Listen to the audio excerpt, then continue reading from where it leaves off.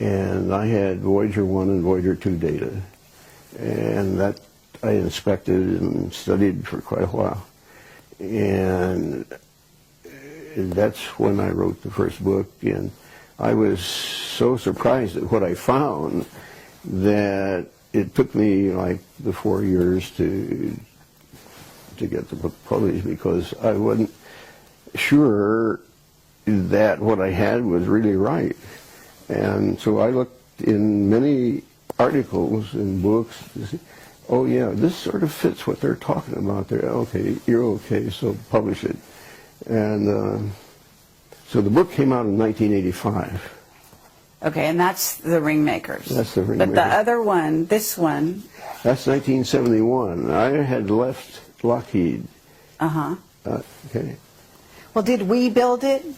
Pardon? Did we build it? Who built it? The craft? I don't know who built it, but what I found out is these things inhabit Saturn. That's where I first discovered them, and they're proliferating. They're now at Uranus and Jupiter. Wherever you see some rings now, why, that's one of these. You see the craft. Yeah, I call it a ringmaker. Yeah. Okay, you call it a ringmaker. Yeah, and I can say it's electromagnetic because I could identify streamline patterns with respect to it that I knew were what we call potential lines, and that says it was electrical. When I worked at Lockheed, I had documents that were indeed top secret. Really? Wow. Oh yeah. And then I went through the first generation of the Polaris underwater launch vehicle, and then I got tapped to go behind closed doors. Oh, you did? Yeah, and I was there for till I got claustrophobia. 3 doors to get to your... Yeah, I had to sign my life away for 30 years. Wow. Is it still in effect right now? No. No? So could you tell me anything? No. You can't? Mm-mm. Why? What would happen? I'd prefer not to find out. Might have seen some craft in those hangars. Is that right? It was my first clue that there was something in space that was different. Okay. I was handed one day a set of data. The guy that gave it to me said, nobody else around here has ever been able to get anything out of these data, and if anybody can, you can. And so I went through it, and I found this one spot of data that really looked interesting. And I slugged through plotting it up. It was quite a difficult task to draw the picture of that. Mm-hmm. And when I got it,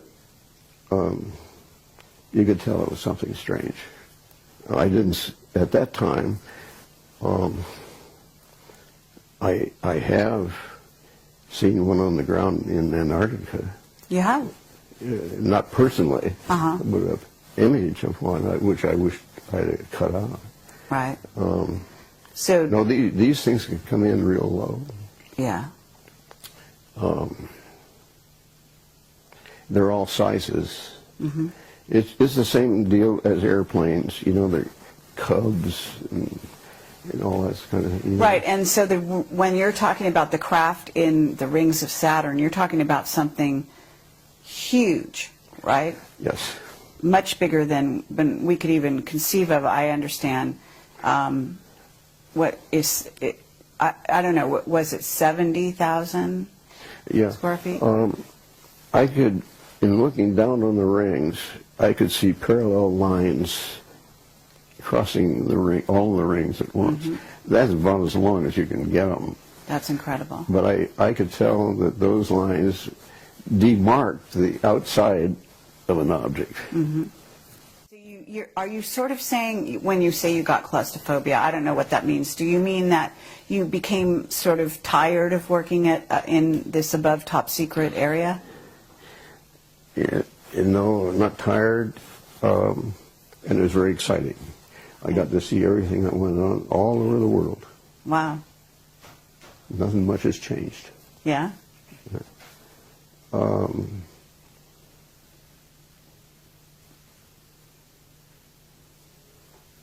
I don't know how. Or were you threatened? Were you, what did you have friends who were leaving the employee of Lockheed at that time? I mean, was there some incident that happened that made you want to leave? No, it wasn't that.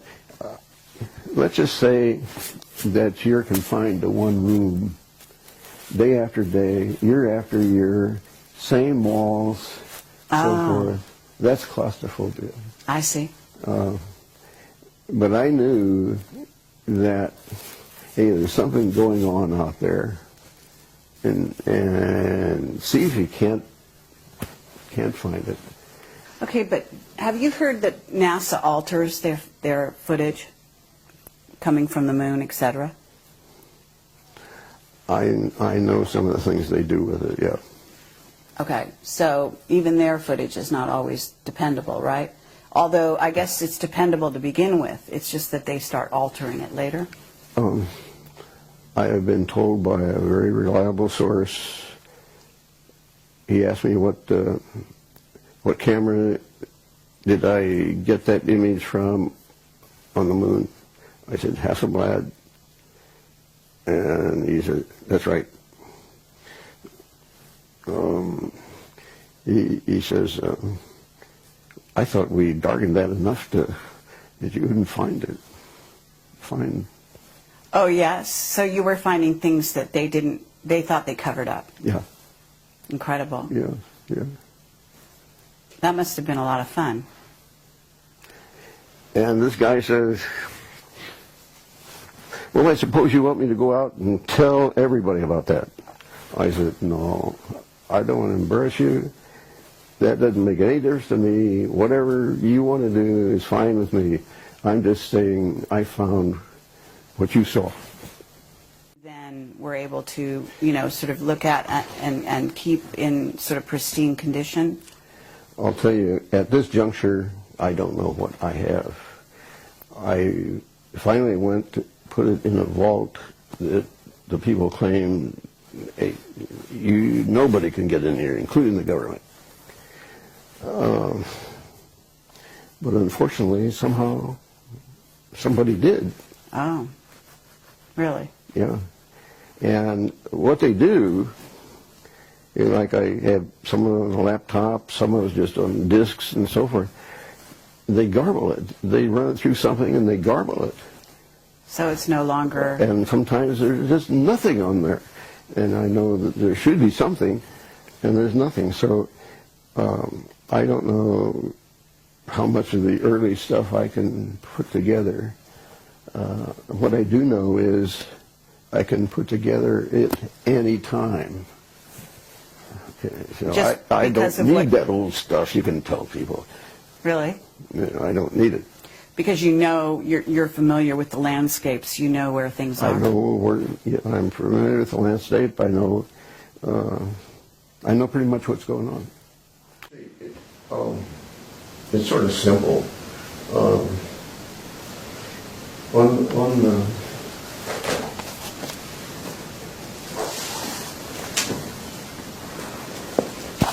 That's a lot of energy. Right.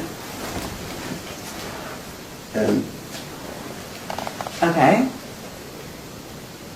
And this is the ring, right? This is the ring? That ends up being the ring. Yeah. It's and hot plasma. Oh, really? Okay. So, what your theory is they're manufacturing it. Is that correct? It comes, that's the exhaust from this thing. From the craft? Yes. Is it because, are they stationary or are they moving, the craft? They're probably moving. So do you think When you say things are getting critical, are you Okay, saying... now, just take that picture and say that's the exhaust. It's like you have an airplane with an exhaust. It's in your atmosphere, and it can load a lot of energy, you know? And, but this is, Saturn, like John Lear says, you know, Saturn is the focal point, and I can't agree with him more. Okay, but John Lear talks about Saturn actually being portal into another dimension. Well, you know, he's theorizing. Yeah, so you don't necessarily go there. I don't go that way. Uh-huh. I either say, this is the way it is, or I can attack it. Okay, but you're saying things are getting critical because I'm really curious. Are you saying that those craft are coming here? Is that why it's critical? No, I'm saying, in effect, if they do, and there's a good probability that that is possible, then, hey, you've got to get with it. You can't wait around. Okay, but you see, no one really in this country accepts the concept that at Saturn, those things are there. Right. As you can't do it at Saturn, well, you know, you just can't hack it. People have got to be made to understand that those things are real. Right. You know there's a movie out called Prometheus, right? I can't say that I do. You don't know that. Well, there is one. And I talked to Richard Hoagland. He said Prometheus is, well, first of all, there's a moon in Saturn called Prometheus, right? Yeah. And I'm told that there's some kind of interaction between that moon and the rings. Well, sure. There's no question about it. Okay.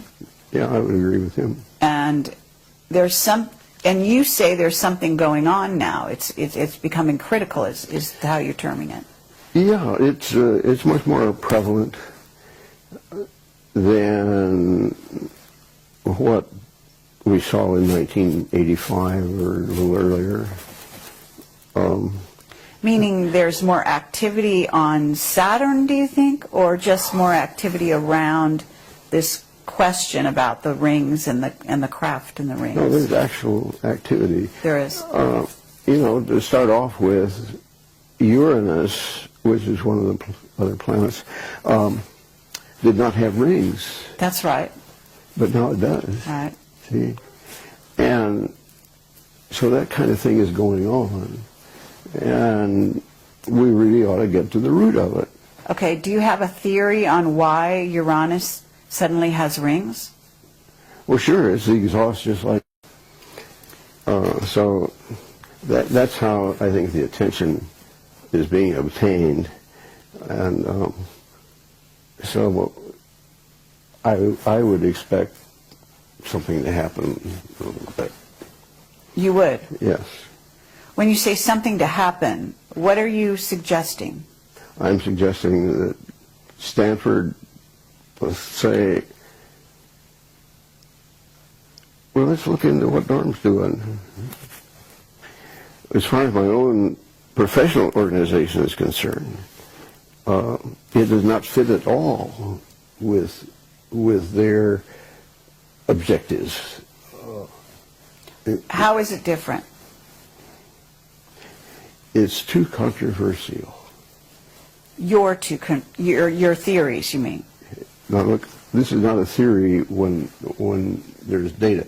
If I propose something, that is a theory. Okay, so your data or your conclusions? Yes, conclusions. Your conclusions Yeah. are too controversial, is what you're saying? Yeah. Okay. Yeah. They don't want to get involved in that. But if there, as you say, there are new rings around Uranus, and there's other activity on other planets too, isn't there? In the solar system? Jupiter? And what's happening with Jupiter? It's getting rings. It's getting rings. Okay, and are you seeing craft there as well? Vehicles, as you call them? I haven't identified craft, but I can tell you that where there's rings, there are these things. So we have these ring makers, yeah. and they create tremendous energy. Yeah. Can you tell us more about what you think is going on there? You've got any ideas along those lines? Well,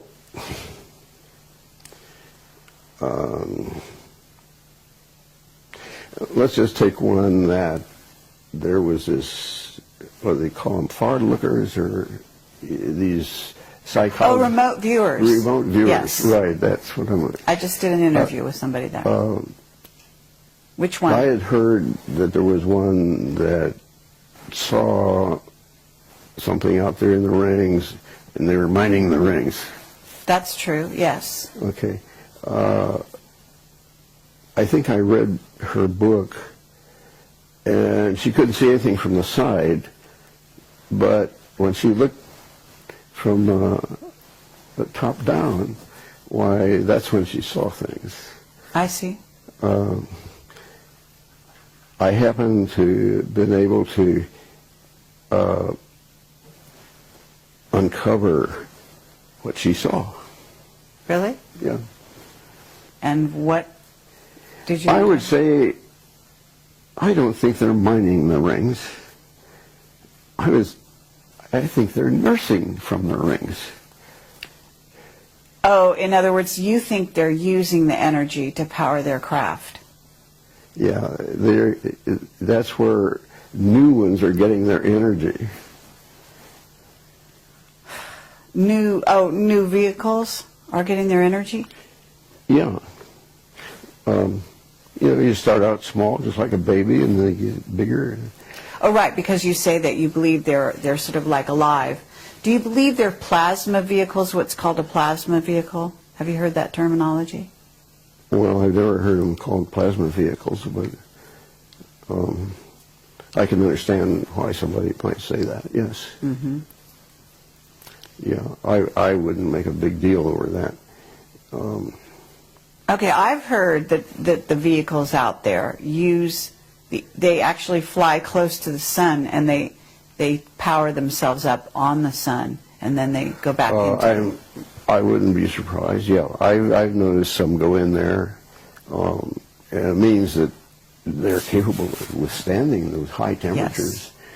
Yes. And so... True. Yeah, they could get pumped up really nicely. So, well, let me ask you, I mean, you know that NASA has been sort of a front organization. I call them a front organization for the secret space program.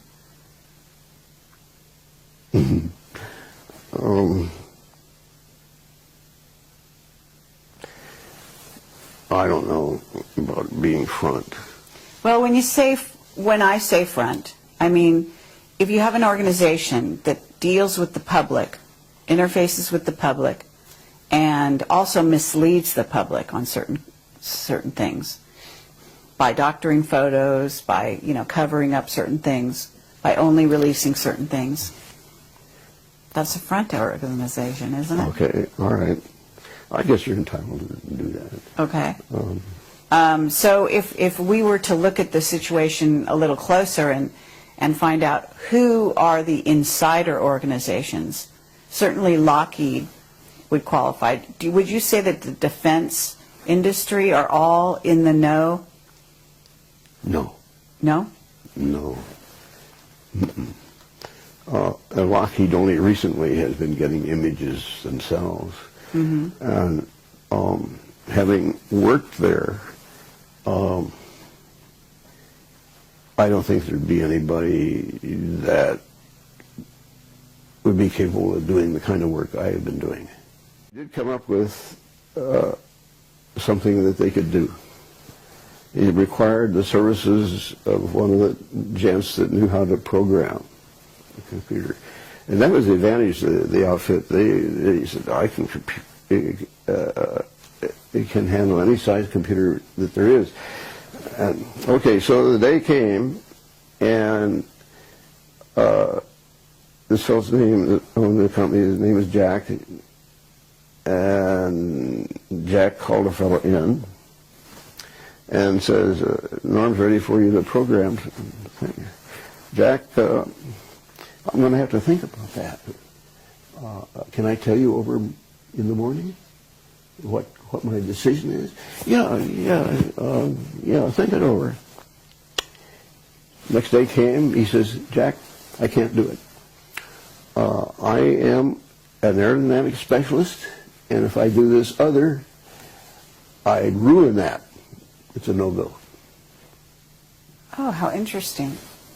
Yeah, that was his attitude. And you check around, and the good guys still have that attitude.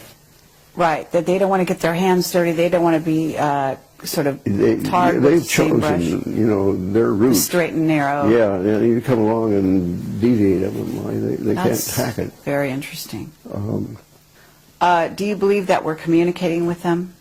Have you had any evidence of that? Oh, no. We are not capable of doing that. SETI has tried to communicate with extraterrestrials, and they haven't done it yet. They have chosen the type of person, the type of entity that they want to communicate with is somebody that knows how to build radios. Right. That constrains them in their thinking immensely. Right. Okay. There is one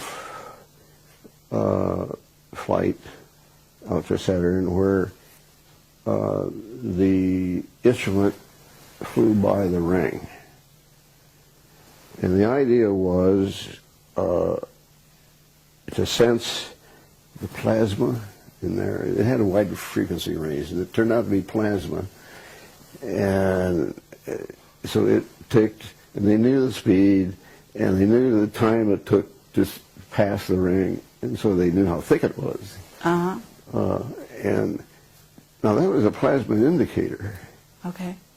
So it has been measured that indeed there is plasma rings. But you read also where, this is a bunch of broken up moons that got there, and there's confusion in their storytelling. But the rings that are suddenly appearing around Uranus, these are not broken up moons, right? All I can say is, the rings are there, and my interpretation is, by inference, I see the rings, so somewhere there's an EMV, and they're never where you think they're going to be. Of Saturn, and they've seen that there's a hexagonal shape. Yes. You've heard of that? Yes. That seems to support your theory or your conclusions. That's what he said. Do you agree with that? Any geometric form can be made. Okay. But you don't see anything, isn't there a significance to the hexagon in the Saturn symbology? Well, I would never expect a hexagon there, but I have never expected to see some of the other things I've seen either, so I did want to visit Saturn in the write-up I did, because there are some things that need to be fleshed out for people. But he told me that as an engineer, you really ought to get law under your belt, because you know the nomenclature, and these are the guys that are running the country, basically. And they really don't know about some things that they should, but they just do it. And so over a period of 10 years, I got a law degree. Oh, you did? Wow, that's incredible. And on top of everything else you were doing, you got a law degree. I found it just exactly like the prof said, yeah. And that's what made it so easy to go in. To go into Otherwise, do we wouldn't have done it.